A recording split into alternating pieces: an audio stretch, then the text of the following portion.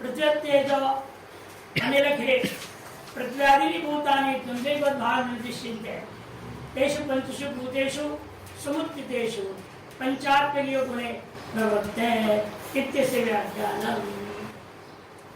और पंचभूतों के समय प्रकार से उत्थित होने पर जो पंचात्मक है, शब्द स्पर्शात्मक है, उस स्थिति में योग का गुण प्रवृत्त हो जाए। ये क्या है योग गुण? कहाँ पर योग गुण प्रवृत्त होता है? कौन से योग गुण प्रवृत्त होगा? पृथिव्या गंधवत्या गंधो योगिनो भवति। पृथ्वी का जो गंधवती पृथ्वी का जो सुरभि गंध है वही योगी के प्रति प्रवृत्त होगा। कभी भी असुरभि गंध उसके निकट नहीं आए, उसको भोगना नहीं पड़े। तथा ध्यो रसा मधुर रसेव प्रवर्तते नान्य।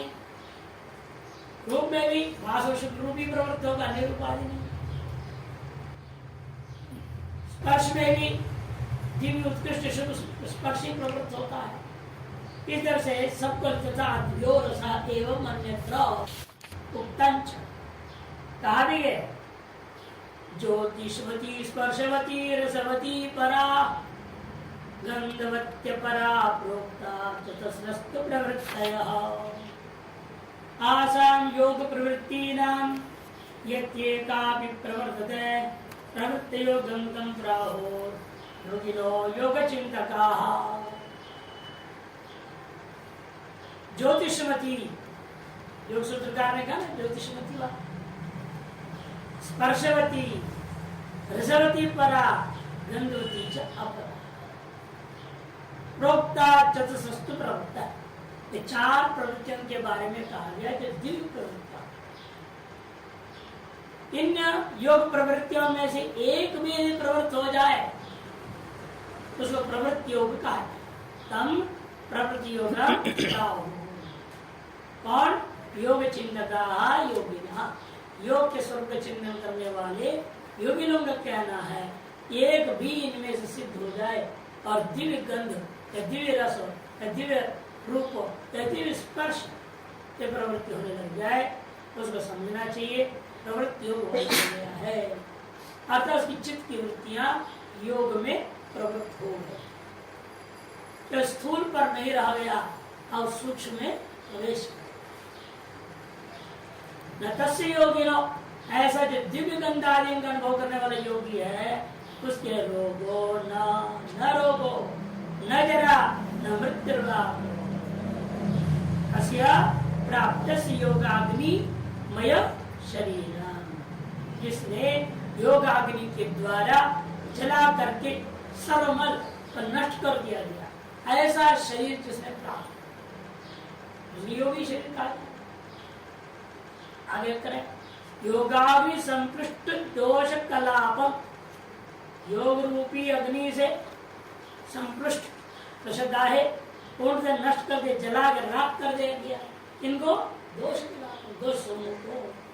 ऐसा जो शरीर जिसको प्राप्त हो जाता है तार शरीर उसका हो जाएगा, उस व्यक्ति के प्रति ही रोग जरा मृत्यु आदि कभी सताते नहीं है। स्पष्टम अन्या 6 शब्दार्थ स्पष्ट कर 13वें जो है मंत्र का व्याख्या ही नहीं कर रहे हैं। और क्या क्या अनुभव होगा जब आपके चित्त योग में प्रवृत्त हो जाए कि स्थूल आसन प्राणायाम में सीमित न रह करके प्रत्याहार धारणा ध्यान के माध्यम से अंतःकरण का शुद्धि करता हुआ आगे जब बढ़ने लगोगे क्या क्या अनुभव होता है। लघुत्तम आरोग्यम आरोग्यम वर्ण प्रसादं स्वरसौष्ठवं च गंध शुभो मूत्र पुरीशमल्पं योग प्रवृत्तिं प्रथमां वदन्ति लघुत्तम आरोग्यमनोरुपत्तं वर्ण प्रसादं स्वरसौष्ठवं च गंध शुभो मूत्र पुरीशमल्पं योग प्रवृत्तिं प्रथमां वदन्ति। योगी लोगों का कहना है योग प्रवृत्ति योग का प्राथमिक अवस्था में ही यह अनुभव में आने लगता है। लघुत्व सत काल है उसका शरीर सदा हल्का रहता है। एक व्यक्ति ने मंत्र को मुझ में घटा लेगा, मुझे पागल हो गया। अरे आपका शरीर 45 किलो से बढ़ता नहीं, 40 से 45, बहुत जोर धक्का मारने पर बड़ा 50 किलो तक पहुंचा था, उसे घट गया। अरे आपके शरीर में तो लघुत्व दिख रहा है। मैंने कहा बीमारी की वजह से, योग की वजह से, इसलिए योग प्रवृत्ति हमें यहाँ नहीं घटा। तो लघुत्व, दूसरा आरोग्य, रोगाभाव, अलोलुप्त, विषयासक्ति रहितता होने लगता है। वर्ण प्रसादम, कहते कि देखो शारीरिक कांति होती है, एक शरीर में दिव्य कांति दिखाई देती है। तेल लगा करके चेहरे को चमकाने की जरूरत नहीं है, स्वतः चमकता है। स्वर सौष्ठवंच, अस्वर अत्यंत मृदु हो, मधुर वाणी, जिसके लिए प्रार्थना है जीवा में मधुर और मधुमत्तमा वाणी प्राप्त। गंध शुभ, चाहे जितने पसीना निकले शरीर से शुभ गंध ही रहे, पसीने का दुर्गंध नहीं। कोई को लोग आए थे गर्मी में, आकर के खड़े हो जाते, सब कपड़ा उतार करके पूरा दुर्गंध फैला देते हैं, फिर कपड़ा उड़ के चुप है। अरे ये तो सोचो आने वाले अन्य लोगों को क्या होगा। तुमको तो तेरे गंध का आदत है, दूसरों को तो बुरा लगेगा कि नहीं लगेगा। हर व्यक्ति को अपना दुर्गंध सुगंध ही लगता है, दूसरे को ही पता लगता है कि दुर्गंध आ रहा है कि सुगंध आ रहा है। उसे आदत हो गया ना उसको, उस गंध से बचपन से।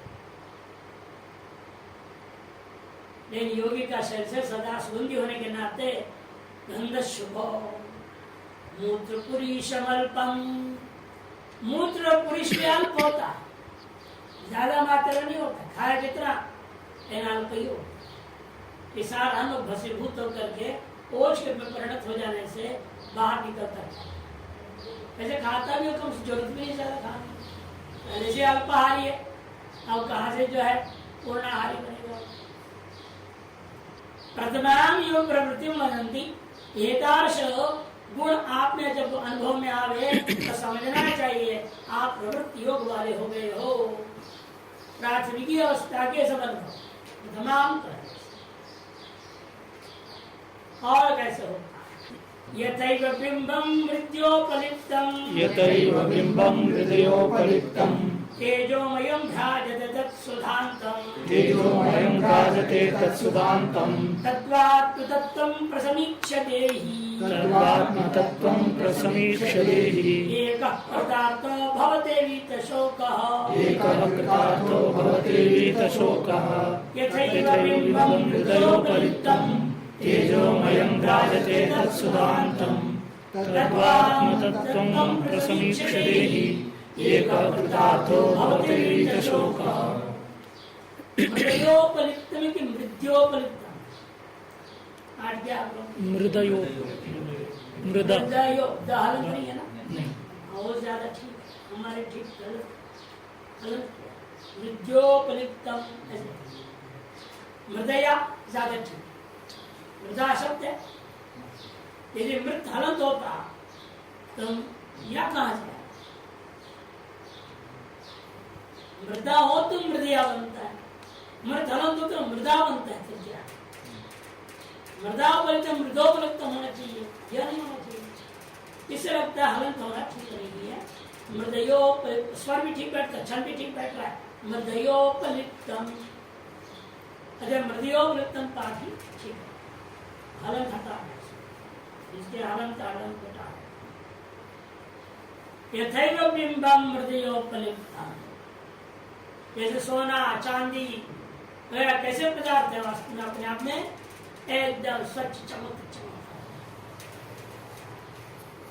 लेकिन जो है ये मृदया उपलिप्तम, ये मृतिका का लेप लगा दिया उसमें तो सारा चमक पता ही लगते सोना है चांदी की क्या। यथेव बिंबम, बिंबम में रजत बिंब, स्वर्ण बिंब आदि जो चमक जो होता है वो मृदयोपलिप्तम तेजोमयम भ्राजते तत्सुधांतम। जब उसी को जब धो देते हैं, मृत्यु का कलेप को हटा देते हैं, तब उसका तेजोमय स्वरूप अपने आप प्रकाशित होता है। क्योंकि जो मृतिका का आलेप था वो आगंतुक था, स्वतः क्या है वो स्वर्ण रजतादि तेजोमय दीप्ति में। उसी प्रकार से आप भी तेजमय और दीप्तिमय है। अनादि का नवित्यादि मन से उपलिप्त होने के कारण से अपने आप को क्षुद्र, अल्पज्ञ, अल्पशक्ति मन इत्यादि मानते हुए बैठे। बस योग के द्वारा संशोधन कीजिए, शुद्धि प्रक्रिया अपनाओ। योग में भी शुद्धि प्रक्रिया में पहले सबसे पहले शरीर शुद्धि, हठयोग कुंजल कराएंगे, लघु संग प्रक्षालन, पूर्ण संग प्रक्षालन, सबसे सूत्र नीति, जल नीति, दुग्ध नीति, घृत नीति कराते हुए भी कुंजल का अभ्यास का, लघु शमशान का अभ्यास करने का पूर्ण संग प्रक्षालन, फिर बस्ती, उसे दंड बस्ती पर्यंत ले जाएंगे, तब पूरा शरीर का वास्तविक शुभ। सोचिए, फिर सूक्ष्म शोधन में आते हैं, आप कहते हैं प्राणायाम करो, सूक्ष्म का शोधन, मन पे नियंत्रण का प्राणायाम कहा था ना, हर एक धारणा का ध्यान को सब अलग अलग कर देना है। अब तेजो में भ्राजते तत्सुधांतम, तद्वत् तद्वा है उसका तद्वत् ले, तद्वत् आत्म तत्वम प्रसमीक्ष्यते ही। ये जो देही जीवात्मा है, जब अपने आत्म तत्व का अनुभव कर लेता है, आवरण रूप मल के हट जाने पर एक अपने अद्वितीय स्वरूप का अनुभव होने पर स्वयं अपने आप को कृतकृत्य समझता है, कृतार्थ हो जाता है, वीत शोक भवते है, शोक रहित तो स्थिर। यथेव बिंबम सौवर्णम राजतम वा बिंबम, सोने का चमक, रजत का चमक, मृदयोपलिप्तम, मृदादिना मलिनीकृतम, मृदादि के द्वारा मलिन कर दिया गया, पूर्वम पश्चात, यद्यपि पहले भी वो तेजोमय था, पश्चात भी वो तेजोमय भी है, बीच में केवल मृतिका से उपलिप्त हुआ। अब तक सुधांतम, शुद्धौतम, सुधांतम रे हो गया, उसका अर्थ है शुद्धौतम छांदस, इत्यस्मिन् अर्थे सुधांतम छांदस। अग्नि आदिना विमलीकृतम, जब अग्नि में डाल के सोने का मल को निकाल दे, मिला करके क्षार में डाल देते हैं, मल अलग हो जाता है, सोना अलग हो जाता है। तेजोमयम भ्राजते यथा, अपना तेजोमय स्वरूप जो स्वर्ण रजत आदि का है वह अपने आप स्वयं प्रकाशित होगा। ये दृष्टांत ईशावास्य उपनिषद शुक्ल भाष्यकार ने लिया है। दृष्टांत तुमने अलग ही थोड़ा सा अलग किया, मृतिका से उपलब्ध था तो समान ही है। दृष्टांत क्या लिया था? चंदन के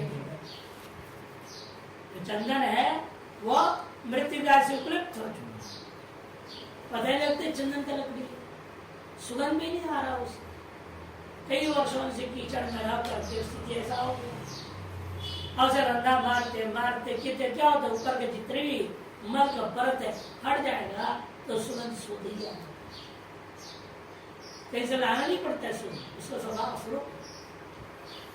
उसी प्रकार तेजोमय आत्मा, देवमय आत्मा, नित्य शुद्ध बुद्धियुक्त स्वभाव आत्मा आपका स्वरूप होता है, वो अनुभव करता है।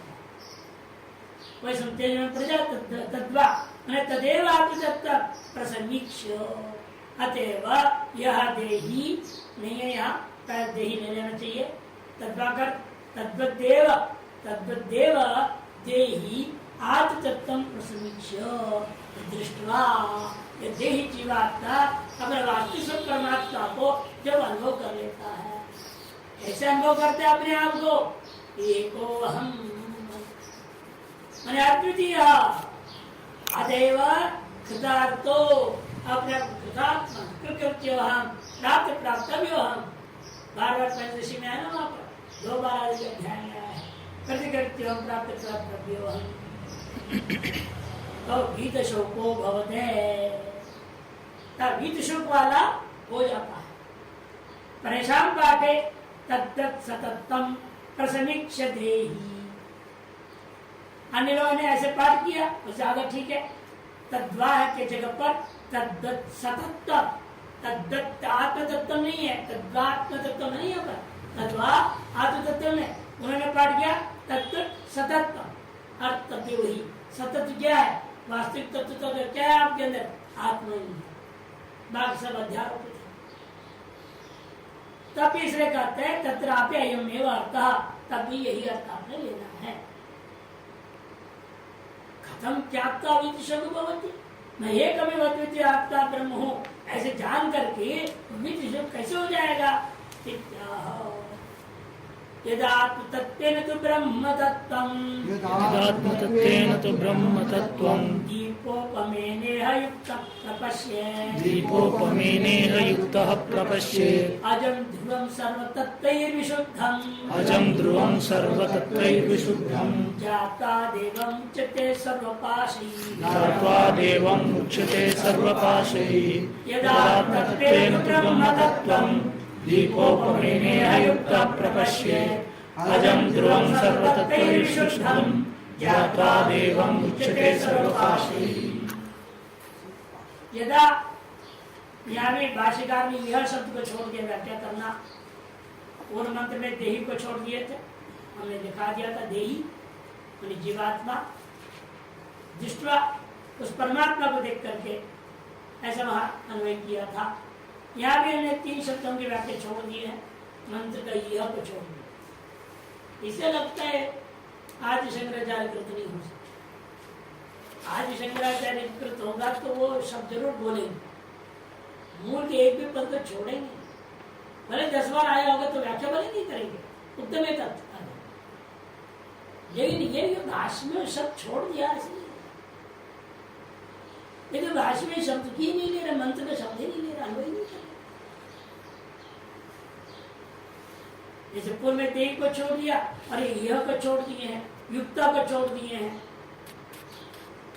अजम को छोड़ दिए हैं 3 पद को इस मंत्र का व्याख्या छोड़ मंत्र को ग्रहण नहीं किया अजम को तो व्याख्या कर दिया इन 2 शब्दों को लिया ही नहीं व्याख्या क्या करेंगे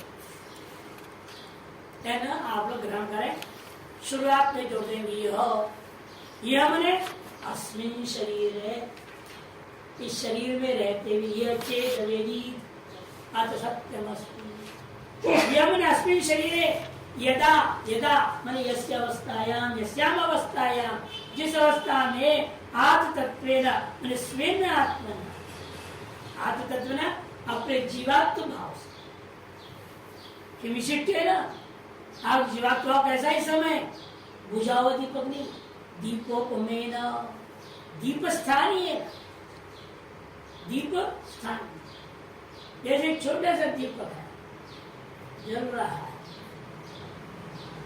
और उसी की सहायता से बड़ा आग जला दिया अब छोटे दीपक से क्या मतलब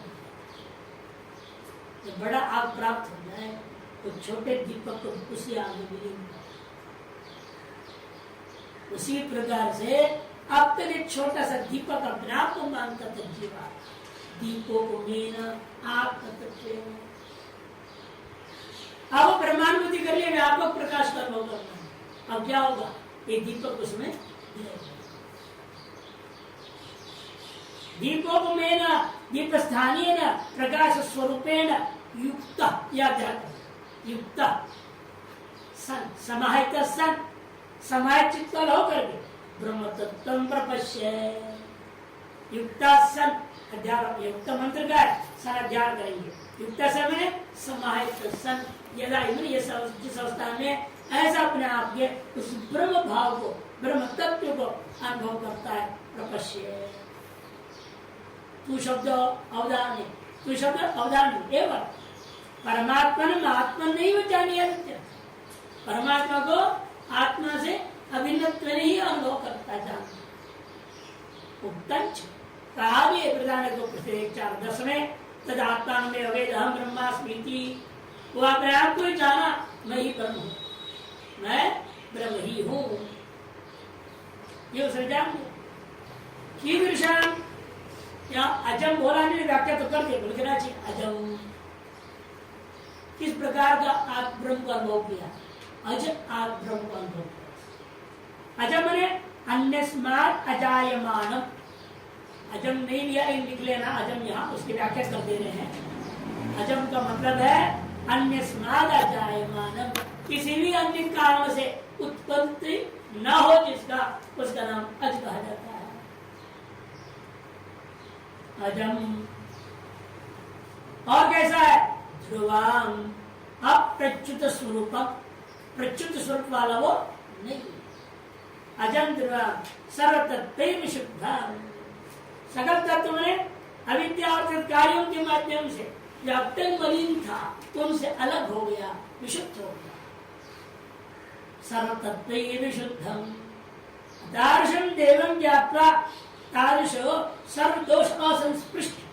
विशुद्धम मतलब इसलिए सर्वदोष असंस्पृष्टम जाता जो मुच्यते स्वरूपाशीर अविद्यादि पाशे, अविद्यादि पाशे मुच्यते, मुक्त हो जाता है, उस देव को, ब्रह्म को, स्वस्वरूप को अनुभव करता है।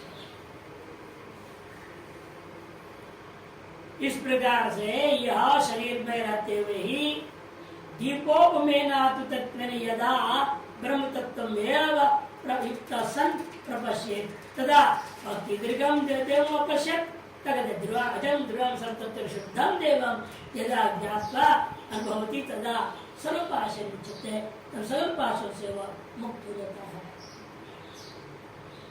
जब परमात्मा मातु तत्व विजानीयादित्युक्तम तदेव संभावना। जब प्रश्न उठता है, पूर्व पक्षी कह सकता है आप कह तो रहे हो परमात्मा को ही आत्म रूपेण अनुभव करो, मैंने अपनी आत्मा को परमात्मा से अभिन्न रूपेण अनुभव करना चाहिए। इन्हें कैसे होगा, जब तक ये शरीर है, जब तक मन बुद्धि अहंकार है, ये तो होने नहीं देंगे। इसलिए हम ब्रह्मास्मि की संभावना ही नहीं है, असत हो कोई नहीं सकता। हम ब्रह्म हम देवते ही रहेगा हमेशा, कुछ मान के बैठा रहे, हम कुछ नहीं तो बड़ा अहंकार हो गया लोगों ने, मैं सन्यासी हूँ क्या समझते राम का पूछा, राम मुश्किल काम। ये अहंकार कैसी लीला रचता है कुछ भी पहचान नहीं। इसने कहा तो जो टकला है, टकला समझता है बाहर गंजा है तो उसने क्या का जवाब है क्या समझता है मेरे को, अरे गंजा हूं का मतलब जितने बाल झड़े हैं उतने विज्ञान मेरे पास। तो मूर्ख, तेरे को बाल ही दिख रहे झड़े हुए, मेरे ज्ञान नहीं दिख रहा। अरे ज्ञानवान उसकी तो काट बनेगा मैं बीमार। ये संसार ऐसा है, कोई भी कमी भी दिखा दो उसमें चाहेगा तो गुण देख लेगा, और जब नहीं देखना चाहे गुण में भी दोष है। ये विचित्र जीव है, उसके अपने दोषों में गुण देखेगा पर के गुणों में भी दोष। यही दुष्टता है जीव में है, ये छोड़ देगा तो हम ब्रह्मास्मि समझ। इसलिए कहते संभाव्य ना, लेकिन असंभव मत को, ये संभव है भाई इत्याह एषः इत्यादि एष देव प्रतिशो अनुसर्वाः पूर्वो हजातः सौगर्भे अन्तः स एव जातः स जनिष्यमाणः प्रत्यग्जनास्तिष्ठति सर्वतोमुखः एषः देवः प्रतिशोऽनुसर्वाः पूर्वो जातः सौगर्भे अन्तः स एव जातः स जनिष्यमाणः प्रत्यग्जनास्तिष्ठति सर्वतोमुखः। एष एषः देव, एषः मन ह का अर्थ एव, एषः हम एव, एष एव देवः। यही परमात्मा क्या कर बैठा है?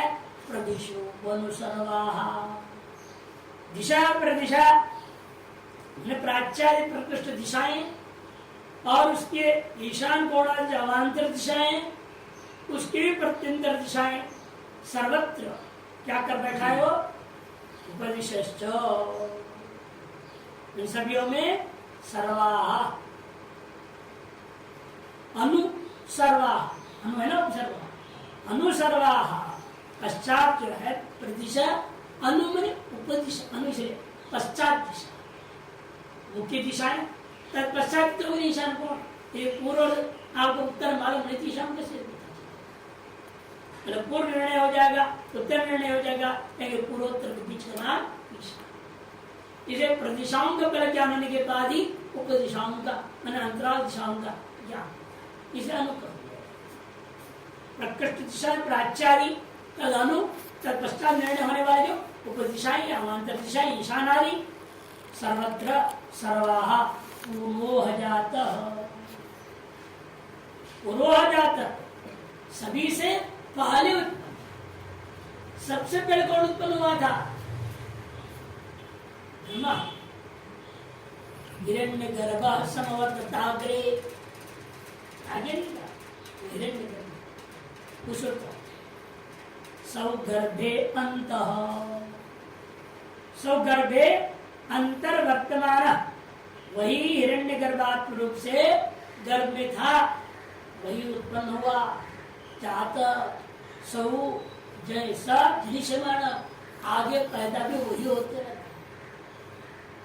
गर्भ में भी वही था, सबसे पहले पैदा भी वही हुआ और आगे बार बार भी पैदा वही होते रहे। प्रत्येक जनाशिष्ट सर्वतोमुख, जनान प्रत्येक तिष्ठति, सर्व प्राणियों के भीतर में व्याप्त होकर अंतर्यामी रूपेण सर्वतोमुखी होकर के परमात्मा सभी के हृदय के अंदर विराजमान है। समष्टि ईश्वर सबके हृदय में हिरण्यगर्भ सूत्रात्मा बन के अंतर्यामी बन करके विराजमान रहता है। भाषिका एष देवः, आपकी व्याख्या हाँ नहीं है, यहाँ पर लिखने के बीच में हाँ माने एव, एषः एव, एष एव देवः, आपकी व्याख्या है केवल एष देव एव, माने यह परमात्मा ही, कोई अलग नहीं हो, हिरण्यगर्भ कहने से पैदा नहीं हो रहा। प्रदिशा प्राच्याद्य दिशा, अनु, ये अनु लिखा नहीं है, देखो अनु लिख लेना, अनु अर्थ उपदिशश्च, इस तरह से कई शब्द भाषिका छोड़ दिए, अर्थ तो लिख रहे कई बार, मूल मंत्र को छोड़ सएव कहते सर्वा उपदिशश्च सर्वाः, सारी दिशा प्रदिशा में सर्वत्र जो कुछ भी पैदा हुआ करते हो, इन सब के पैदा होने से पूर्व जातः, अर्थात सर्वस्मात् हिरण्यगर्भात्मना, सभी की अपेक्षा से हिरण्यगर्भ रूप से सर्वप्रथम परमात्मा सौगर्भे अंतर्वर्तमान, वही पहले माया रूपी गर्भ में विराजमान, सएव जात, शिशु से वही शिशु बन गया, जगदाकार विराट रूप बन गया। हिरण्यगर्भ, सूत्रात्मा और अंतर्यामी, ये तीन क्या है? बीच की अवस्था, सूक्ष्म शरीर माया चेतन ईश्वर, ईश्वर हिरण्यगर्भ सूत्रात्मा और स्थूल में क्या है? विराट उत्पन्न हो, वही हो गया। आगे कदे उन्होंने उत्पन्न हो जाता शिशु रूप अपने विराट को सदृश्यमानोपि, इस प्रकार से वह ब्रह्म देवता आत्मा ब्रह्म उत्पन्न होते भी सएव सर्वांश जनान प्रत्यंतिष्ठति, वही सकल जीवों के अंदर प्रत्यंग आत्माओं के साथ में विराजमान बैठा हुआ ईश्वर सर्वभूतानां हृदयेषु तिष्ठति। सबके हृदय देश में प्रत्यंग आत्मा यानी सगल जीवों के साथ में वह बैठा हुआ है, देख रहा है, चुपचाप टकटका के देखते रहता है। चित्र उसकी त्राटक में गजब के तड़का में उसके आंख से पलक नहीं पड़ती। ये अंदर बैठे ईश्वर के आंख पलक पड़ जाए, ये वो सो जाए, फिर हिसाब किताब गड़बड़ हो। आप भी बड़े चालाक हैं, आप देख लेंगे परमात्मा कब सोता है, उस समय सब पाप कर बचेंगे, और जब चाहेंगे तो पुण्य करेंगे, तो पाप के हिसाब से कौन लिखेगा फिर? इसीलिए मानना पड़ता है ईश्वर दोनों फाड़ के देख रहा है, वहां क्यों करता नहीं? देवताओं का भी कहते हैं आंख कभी पलक गिरता नहीं। जब देवताओं के आंख का पलक गिरता नहीं है, सदा टकटका देखते रहते हैं, ईश्वर को तो कहना ही क्या, वो तो 24/24/7 सीइंग ऑलवेज देख रहा है। आप कितना बजे सो रहे हो, सोने में क्या स्वप्न देख रहे हो, सब रिकॉर्डिंग हो रहा है। आपकी वासनाएं कैसे कैसे उछल रहे हैं, कैसे कैसी जो कामनाएं जग रहे हैं, उसको पूरा करें, कितने फ्रॉड करते हो, सब नोट है। नहीं जाते सारे वो लगाए बैठे हुए। जब इसीलिए कह दिया सभी प्रजाओं के साथ, सभी जनों के साथ में साथ साथ बैठे हुए। प्रत्यंग तिष्ठति सर्व प्राणी गतानि मुखानि अस्ति सर्वतो। अच्छा, सगल प्राणियों का मुखारी ही उसके मुखारी है, उसके अपना कोई अलग मुख है नहीं। आपका मुख है, उसका मुख है। अतः परमात्मा सर्वतोमुख है, विश्वतोमुख, इत्यादि शब्द से भी बोला जाएगा। इदानीं योगवत् साधनांतराणि नमस्कारादि कर्तव्यत्वेन दर्शितुं वा। केवल योग ही एकमात्र साधन नहीं है। शुरू में बता चुके, योग साधन का आरंभ में भी करना क्या पड़ता है? सूर्य का स्तुति करनी पड़ेगी और गणपति बप्पा का पूजा करना पड़ेगा, लड्डू चढ़ाना पड़ेंगे, तब योग में प्रवृत्ति। इसे योग एकमात्र अपने आप में स्वतंत्र साधन नहीं हो सकता है मोक्ष के लिए। तो प्रार्थना बहुत बलवती है, प्रार्थना करना नहीं। और ईसाइयों ने इसको पकड़ा, जाओ प्रार्थना करो, मैंने मर्डर करके आ गया हूँ, कन्फेस मुझे माफ कर दो, माफ कर दो, माफ कर दो, माथा ठीक हो, मारो छोटा छोटी, अलग अलग प्रक्रिया। लेकिन प्रार्थना करो, जाके अपने पाप और पुण्य सब को, हमारे शास्त्र कहते हैं अपने पाप को भी समर्पण कर देना, पुण्य को सर्वकर्म अर्पण करना है ना। सर्वकर्म अर्पण, पाप भी आ गए, सर्वार्पण कर देना, खुद को अर्पण कर देना है, तो पाप पुण्य क्या रहेगा? खुद को ही अर्पण कर देना, खुद पे खुद को जो मिटा न सके इस गलियारी में आवे। इसीलिए कहते कि देखो, जो प्रार्थना करना आवश्यक, नमस्कार आदि नहीं कर्तव्य दर्शितुं वा, वे भी योग के साथ साथ कर्तव्य है, यह दर्शाने के लिए अगला मंत्र होता है। यो देवो अग्नौ यो अप्सु, यो देवो अग्नौ यो अप्सु, यो विश्वं भुवनम् आविवेश, यो विश्वं भुवनम् आविवेश, य ओषधीषु यो वनस्पतिषु, यो ओषधीषु यो वनस्पतिषु, तस्मै देवाय नमो नमः, तस्मै देवाय नमो नमः। यो देवो अग्नौ यो अप्सु, यो विश्वं भुवनम् आविवेश, यो ओषधीषु यो वनस्पतिषु, तस्मै देवाय नमो नमः। जो देव अग्नि में व्याप्त है, जो देव जल में व्याप्त है, जो देव विश्व के भुवनम विश्वम, सकल भुवनों में, सकल शरीरों में, सकल संसार मंडल में ही जो आविवेश प्रवेश कर व्याप्त कर दिया है, जो औषधियों में, माने बड़े बड़े जो है वनस्पति पेड़ों में, छोटे छोटे औषधि, सब औषधि उसके कहते हैं एक बारीक फल देने वाला, फलशाली मात्र जीयस्य तत् पोषण। एक बार फल दे दे खत्म। देखिए वो चावल धान वगैरह एक बार फसल दे देते हैं। अरे आम का पेड़ देखो हर साल फल दे रहा है, वनस्पति अश्वत्थादि पेड़ इन सभी में भी जो व्याप्त है। तस्मै देवाय उस विश्वात्म बोल उस परमात्मा के लिए मेरा बार बार नमस्कार। भाष्य यो देवैति, यहाँ भी प्रथम पाल को छोड़ ही दिया। यो देवो अग्नो यो अप्सु, इसको छोड़ के दूसरे पाल की जाती को अपने से लिखना पड़ेगा। यो देवो अग्नो व्याप्तम यो अप्सु च व्याप्तम तथा यो विश्वम भुवनम। यो अग्नौ यो देवो अग्नौ व्याप्तम यो अप्सु च व्याप्तम तथा बाकी है यो विश्वम, विश्व मने भुवनम, विश्व भुवनम की व्याख्या कर रहे हैं।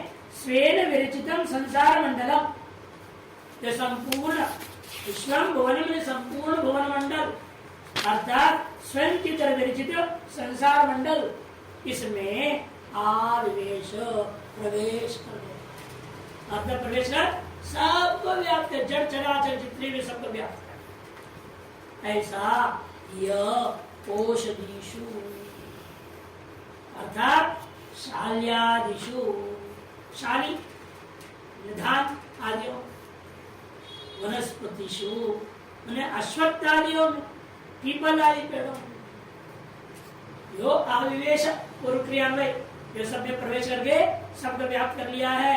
तस्मै विश्वात्मने भुवन मूलाय देवाय, देवाय शब्द नहीं है यहाँ पर, लिख लेना देवाय।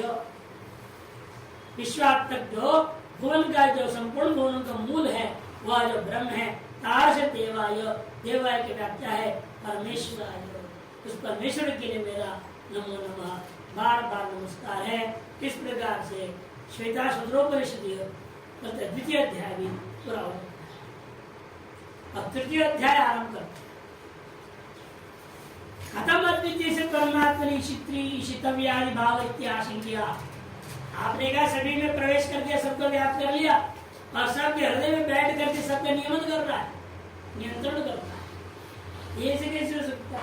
एक में अद्वितीय परमात्मा ऐसा हो नहीं सकता। खत्म अद्वितीय से परमात्मा, अद्वितीय परमात्मा जब है उसके ईशितृत्व और अन्य उसके द्वारा ईशितव्य इत्यादि जो भाव है ये कैसे हो सकता है? नहीं हो सकता।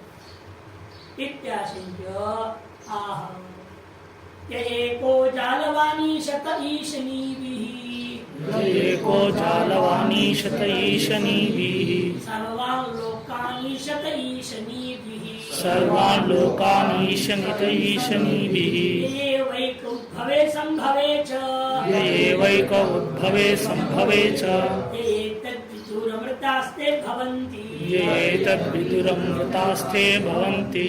एको जालवानी शत ईशनीभिः, सर्वान् लोकान् ईशत ईशनीभिः, ये वैक उद्भवे संभवे च, ये तद्विदुरमृतास्ते भवन्ति।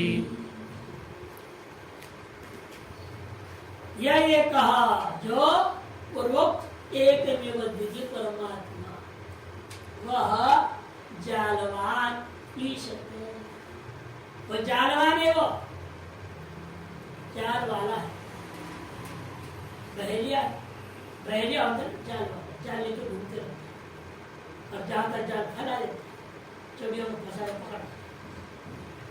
ये परमात्मा बड़ा जाल वाला है। जाल वाला का मतलब क्या है? माया है, माया रूपी जाल वाला है, मायावी है। जालवा मैंने जालम माया, क्यों दुरत्ते होने के नाते जाल के समझ जा रहे। जाल का भेदन करके सिंह भी फंस जाना, निकल नहीं पाता, चूहे से हाथ जोड़ना पड़ता है सिंह को, भाई तू थोड़ा काट दे, हमको यहाँ से निकाल दो, कृपा करो। छुआ भी बड़ी शर्त रखता है, सोचता है समझे मैं बाहर में आऊँ मेरे पंजे में काट दे तो क्या ऐसे कहानी आपने सुना है पंचतंत्र आदि में है। इतना बड़ा सिंह देखो, पूरे जंगल का राजा छुआ के सामने हाथ जोड़ दिया, जाल में फंस जाएगा ना, बड़ा मुश्किल है निकलना। या जितने भी प्रबल बुद्धि वाले या प्रखर बुद्धि वाले हो तो भी माया जाल से निकलना बड़ा कठिन है। माया जाल वाला, माया रूपी जाल वाला, जालवान एक कैसा क्या है, मायांत प्रविद्या तो महेश्वर, तो माई है, माया वाला है, जाल वाला है। ऐसा महेश्वर ईशनी भी ईशते, वह एक मृत्यु कैसे क्षण करेगा, बोला ना आपने, कैसे शासन करेगा। स्व ईशनी भी, माया के अनंत जो शक्तियां हैं उन शक्तियों के द्वारा ईश अपने अनंत शक्तियों के माध्यम से वह शासन करता है। उसको और स्पष्ट करते, सर्वान लोकानीशते ईशनी, सकल लोगों को अपने विभिन्न प्रकार की मायामयी शक्तियों के द्वारा वह अब नियंत्रण में रखता है। ये एक, और जो एक है वह एक ही रहता है, चाहे उत्पत्ति काल में हो, चाहे जन्म के काल में हो, चाहे प्रलय काल में हो, चाहे स्थिति काल, सकल भाव विकार काल में एक ही रहता है। ऐसा जो व्यक्ति ऐसे ब्रह्म को जानता है, ये जो लोग इस वेदांत प्रोक्त अद्वितीय ब्रह्म को सब स्पष्ट अनुभव कर चुके हैं, ये अमृता भवंती, वे निश्चित रूप में अमृत भाव मोक्ष भाव को अवश्य प्राप्त कर लेंगे। ये एक परमात्मा स जालवान, वह जालवान है। जालम मैंने माया दुरत्यता, दुरत्य ने उसको माया को ही जाल से कर दिया। तथा चाह भगवान संगीता में भी कहा मम माया दुरत्या, मेरी माया को अतिक्रमण करना बहुत कठिन है। तद्वांस तदस्य स्थिति जालवान, आज जाल वाला मैंने जाल है जिसके पास उसे जालवान मैंने माया भी माया परिषद, माया परित चैतन्य होकर के वीक्षण कर्म करते, ईक्षण में शासन करने करते।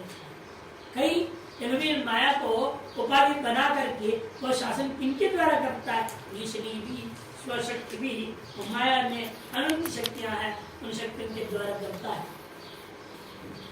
तथा उक्ता, ये बात कह दिया गया, ईशनी भी परमशक्ति विदिति, पूर्व में भी आया था, ईशते ईशनी भी वहां पर कह दिया था भाष्यकार ने, अपने जो है परम शक्ति के द्वारा वह सब पर शासन करता है, सबको नियंत्रण में रखता है, नियमन करता है, सबको धारण भी करता है। जो पूर्व में उक्ता कान किनको वो नियंत्रण में करता है या शासन करता है, धारण करता है, सर्वान लोकान ईशते ईशनी भी, सकल लोगों को ही वह अपने शक्तियों के द्वारा नियंत्रण कर पालन करता है, रक्षा करता है। कब ऐसे करता है, कदा या मैंने ये दो शब्द छोड़ दिया, ये एक ये वैक उद्भवे संभवे चतुर्थी पाद में ना, यह ए वैक उसको छोड़ के इन्होंने कैसे उद्भवे पे चले गए, या पीछे जोड़ लेना, यह एक सन अध्ययन करेंगे, जो निश्चित रूप में एक होते हुए भी अनेक उपाधि वाला देश, यह एक सन कदा उद्भव है, विभूति का योग है, असंभव है, प्रादुर्भाव जन्मे, विभूतियों का योग और उत्पत्ति, विभूति योग पूर्व उत्पत्ति काल में वह अपने शक्तियों के द्वारा अनुशासन करता है। इस प्रकार से ये विद्वान जो विद्वान लोग एतद विदु इस ब्रह्म तत्व इस प्रकार से जानते हैं, अमृत धर्मानो ते भवन्ति, वे अमृत धर्मा हो जाते हैं। ऐसे